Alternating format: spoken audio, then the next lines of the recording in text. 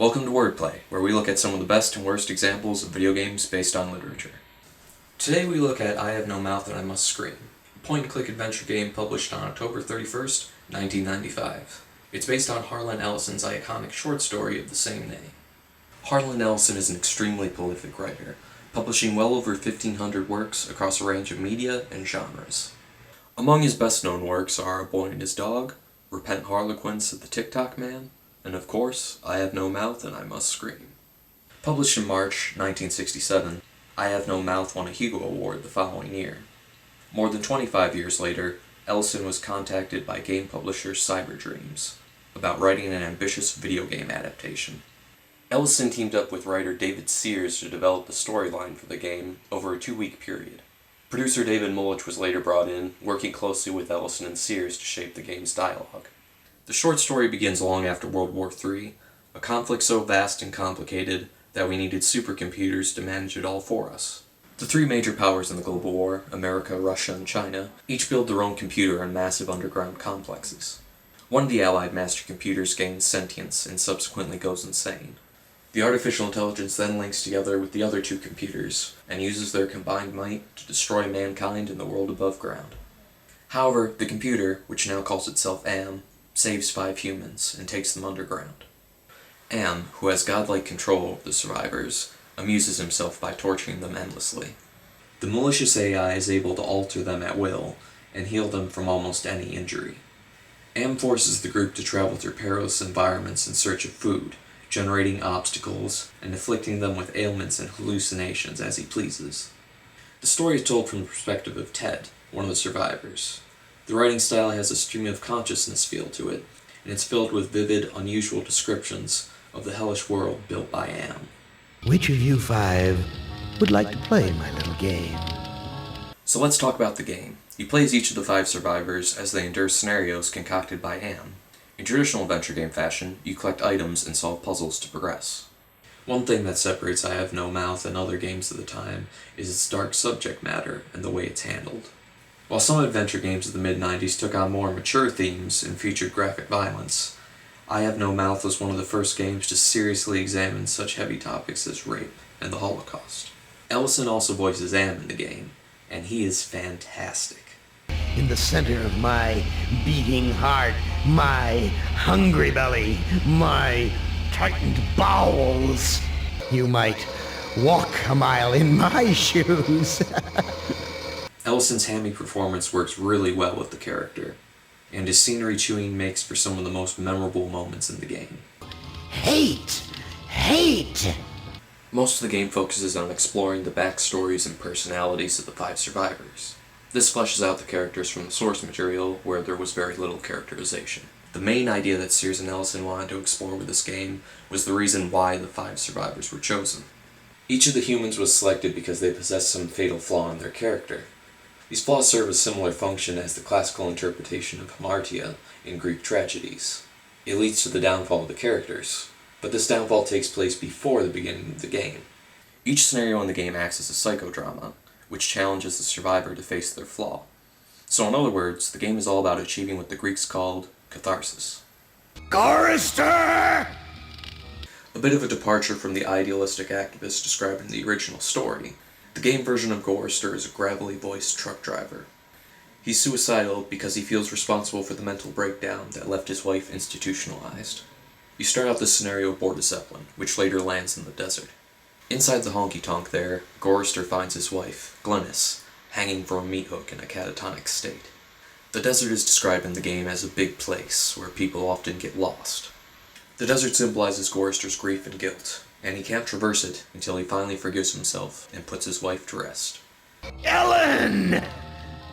Ellen's a bit of a blank slate in the book. In the game, she's a wisecracking electrical engineer. Ellen finds herself in an Egyptian pyramid made of discarded electronics. We learn that she is claustrophobic and suffers from a crippling fear of the color yellow.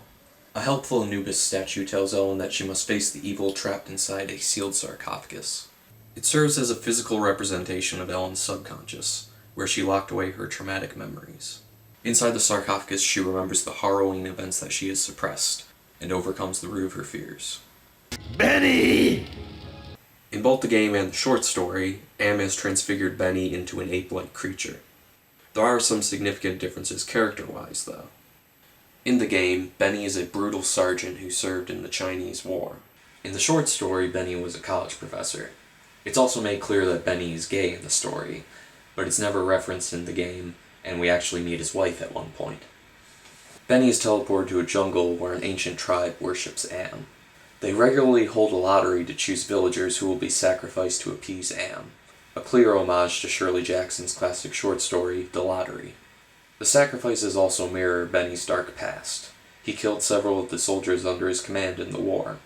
Benny justified his actions by saying that he had to kill them for the sake of the rest of the platoon, a mentality he rejects after seeing the sacrifices. Benny quickly proves unlikable at the beginning of this scenario. He makes several bigoted remarks, and we soon discover his murderous past. Also, a scene where Benny eats a baby was cut from the final product. So yeah, kind of unlikable. Benny's story is all about redemption. Benny meets an ostracized mother and son who take him in and feed him. He also encounters the graves of the dead soldiers. They tell him that he must prove he has changed to gain their forgiveness. Nimdok! In the short story, we learn very little about Nimdok. We're told that he often wanders away from the group, only to return in a shaken state, and that his real name isn't Nimdok. In the game, Nimdok is an elderly German scientist who conducted inhuman experiments for the Nazis in World War II. For his psychodrama, Anne sends him to a concentration camp ran by the regime. There, Nimdok is tasked with performing horrific experiments on members of a group referred to as the Lost Tribe. After a revolt leaves the Lost Tribe in control of the camp, Nimdok remembers that he is Jewish, and that he gave his parents over to the Nazis. How the scenario ends is largely up to the player. Ted! While Ted's backstory is a mystery in the source material, the game tells us that he was once a con man who targeted rich women. In the story, Ted is paranoid that the other survivors secretly resent and hate him. The game takes this a step further, revealing that Ted was paranoid in the old days as well, always fearing that he would be discovered as a fraud. Like in the original short story, Ted has an unspoken affection for Ellen.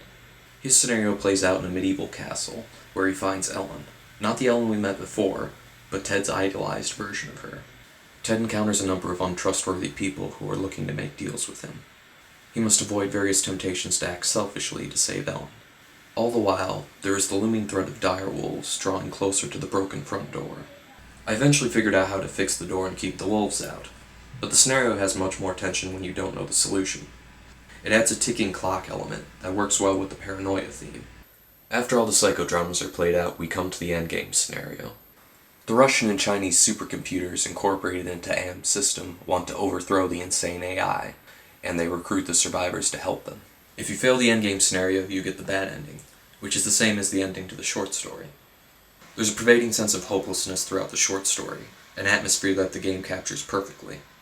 Whereas the conclusion to the story is very bleak, a positive ending can be achieved in the game. Getting that ending isn't easy though. Ellison has said he wanted the game to be unwinnable, and he was originally against having anything resembling a happy ending.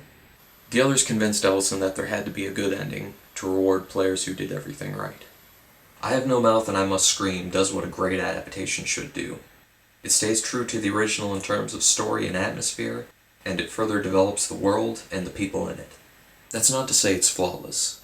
The relentlessly dark tone definitely isn't for everyone, and neither are the outdated, occasionally frustrating adventure game mechanics. However, the game more than makes up for these shortcomings with its captivating storytelling. If you're looking for an engaging, story-driven adventure game, you can't go wrong with this classic. See you next time.